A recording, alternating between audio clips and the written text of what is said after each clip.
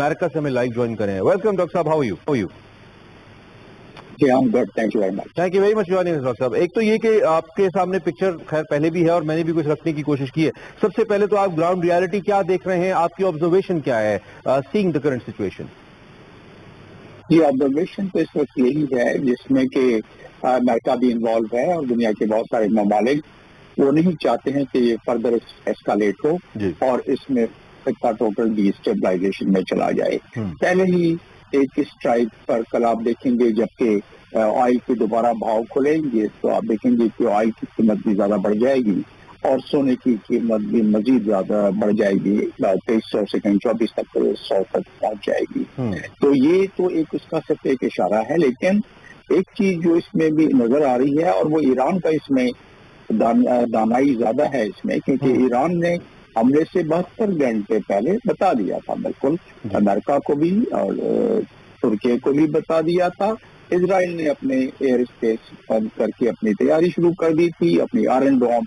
जो इजराइल के पास हैं वो और जो यूनाइटेड स्टेट्स, जर्मनी और फ्रांस जो उनके एलाइज हैं उन्होंने भी अपने अपने आयरन डोम्स के लिए और अपने जहाजों को तैयार रखा हुआ था कि ड्रोन्स को मार गिराया जाए। तो ये ईरान को भी पता था कि ये ड्रोन सारे वहां नहीं पहुंचे। ईरान को पता था कि अगर 5% भी ड्रोन पहुंच गए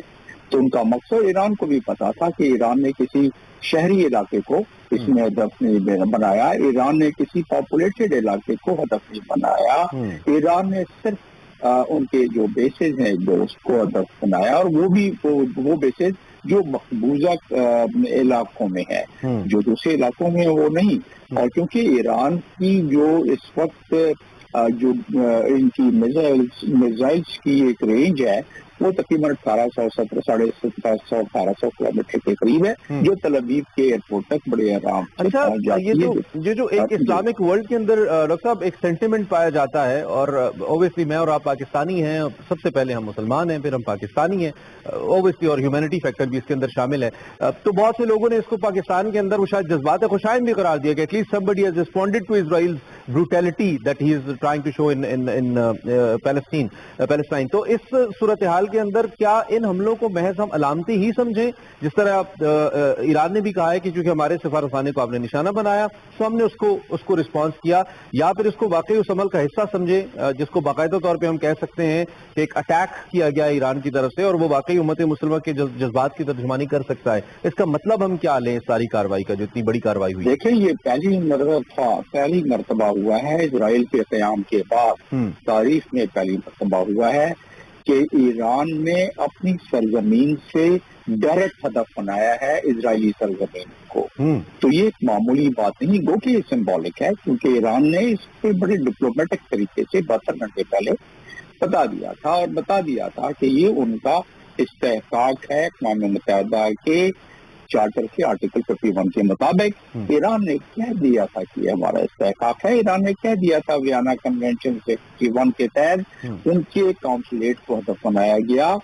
दमिश्क में, तो लिहाजा वो अपना हक महसूस रखते हैं किसी काउंसुलेट या एम्बेसी को हदफ कराना। उस तस्वर किया जाता है कानून के मुताबिक, इंटरनेशनल कानून के मुताबिक कि उस कंट्री पर हमला किया गया है, उस मुल्क पर हमला किया गया है। तो उस लिहाज से ईरान को इंटरनेशनल कानून के मुताबिक वो हक बजानिब रहा है ईरान कि वो इस मामले में अपना अटैक है। अब रहा सवाल कि दुनिया क्योंकि इतनी पोलराइज हो चुकी है कि जब वियना कन्वेंशन की खिलाफ वर्जी हुई और जब ईरान के मिशन पे, डिप्लोमेटिक मिशन यानी उनके काउंसुलेट पे अटैक हुआ, तो उसको कंडेम नहीं किया जर्मनी, फ्रांस या अमेरिका ने। और अब जब ईरान ने उसके जवाब में आर्टिकल 51 के को इस्तेमाल करते हुए जब हमला किया तो उसके फिर आप अंदाजा करें कि जब आज सिक्योरिटी काउंसिल के इजलास शुरू हुआ तो बड़ी मामूली सी रस्मी तौर पर बातचीत होने के बाद उसको गैर अमेरिका का जो रिस्पांस है इस पे कि हम तेहरान के खिलाफ जंग में नहीं जाएंगे, लेकिन दूसरी जानिब उन्होंने इस अमल को सपोर्ट भी नहीं किया, और दूसरा ईरान जो इजराइल का एक कॉन्फिडेंस था, जिस ओवर कॉन्फिडेंस का वो शिकार था, जिसके तहत वो कभी भी कहीं भी दीगर जो पड़ोसी ममालिक हैं उनको भी निशाना बना रहा था, उस कॉन्फिडेंस को धचका लगा है इस अटैक के बाद? एंड डू यू थिंक कि इसके बाद ईरान विल थिंक कि कोई भी ऐसी कार्रवाई Israel will think Israel will take? اسرائیل کو ابھی اس کارروائی کرنے میں کافی ڈیلے کر لے گا. ایران اسرائیل میرا خیال ہے کہ باز تو نہیں آئے گا. اس کی وجہ یہ کہ اسرائیل آج سے نہیں برسہ برس سے دھمکیاں دیتا آ رہا ہے. تیاری پوری کی ہوئی تھی پہلے بھی, جب وہ نیوکلیئر ایکارڈ کی بات چل رہی تھی کسی زمانے میں, تو اس وقت بھی تیاری کر لی تھی. اور جو پڑوسی ممالک اسرائیل کے ہیں, عرب ممالک, انہوں نے بھی ان کو اجازت دے دی تھی کہ ان کی ایئر اسپیس استعمال ہو سکتی ہے.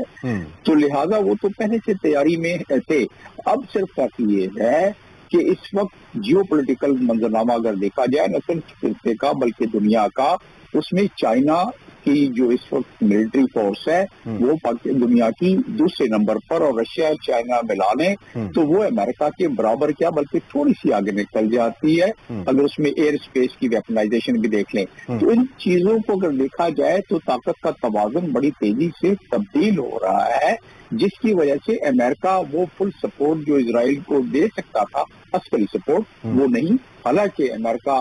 ابھی اپنے سینٹ میں جب بل پاس کرنے لگا ہے تو $4 ارب دے دے گا وہ, لیکن یہ عسکری سپورٹ کرنے سے پہلے وہ ضرور سوچے گا کیونکہ اس میں انوالومنٹ ہو سکتی ہے باقی ممالک کی, خاص طور پر چائنا اور رشیا کی. حالانکہ ابھی چائنا اور رشیا نے دونوں نے کہا ہے کہ اس پر انسٹنٹ. اس وقت ایک اہم سوال جو کہ ہر آدمی پوچھ رہا ہے, میں اس سے پہلے کہ یہ سوال کروں ہمارے ساتھ حافظ ڈاکٹر صاحب آپ سن رہے تھے حافظ طاہر اشرفی صاحب کو بھی, اور میں چاہوں گا ذرا یہ کنٹینیوٹی میں ہی ذرا اس دورے کے حوالے سے بات کر لی جائے. ایک تو یہ کہ جو موجودہ سعودی عرب ہے وہ پہلے کے سعودی عرب سے مختلف ہے, ان کی پالیسیز, ان کے پلانز اور ان پر عمل اوبیسلی. تو آپ اس دورے کو اور پھر پاکستان کو بھی بڑی شدید معاشی مشکلات کا سامنا تو ہے ہی, اس وقت پاکستان اپنی تاریخ کے سب سے مشکل دورائے پہ, تو آپ اس وزٹ کی کیا امپورٹنس دیکھ رہے ہیں وزیر خارجہ فیصل بن فرحان کی سربراہی میں اس وقت کی؟ یہ یقیناً یہ تسلسل ہے جو پہلے سے بات چیت چل رہی ہے, جس میں ملٹری ڈپلومیسی شامل ہے, اور ظاہر ہے اس میں مدنی ڈپلومیسی اور عسکری ڈپلومیسی دونوں شامل ہیں, جس کی وجہ سے سب سے بڑی بات ہے خطے کی بدلتی صورتحال میں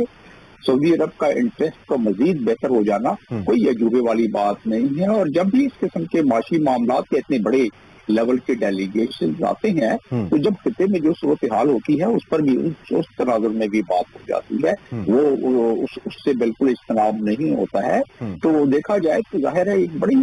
سوفسٹیکیٹڈ بیلنس کر کے چلنے والی بات ہے, کیونکہ ظاہر ہے اگر فردر ایسکلیشن کی بات ہر جگہ آئے گی کہ اگر ہوتی ہے تو پھر کیا کیا جائے گا. ہر ملک اپنا